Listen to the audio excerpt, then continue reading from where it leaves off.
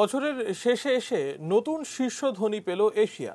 টিকা প্রস্তুতকারী ফার্ম ও বোতলজাত পানির ব্যবসা করে এখন এশিয়ার শীর্ষ ধনী চীনের ঝং শানশান।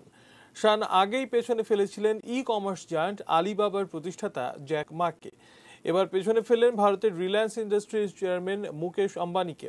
এবছরই কেবল ঝ্যাংয়ের সম্পদ বেড়েছে 700 কোটি মার্কিন ডলার।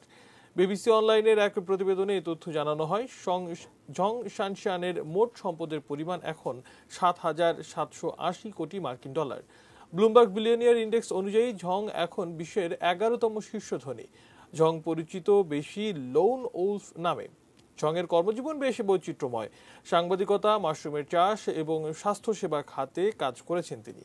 এপ্রিলে ঝংয়ের বেইজিং ওয়ানটাই বায়োলজিক্যাল ফার্মাসি এন্টারপ্রাইজ চীনা শেয়ার বাজারে তালিকাভুক্ত হয়েছে। কেবল আগস্টে ফার্মে তার নিয়ন্ত্রণকারী অংশটির সম্পদ 2,000 কোটি ডলার বেড়েছে।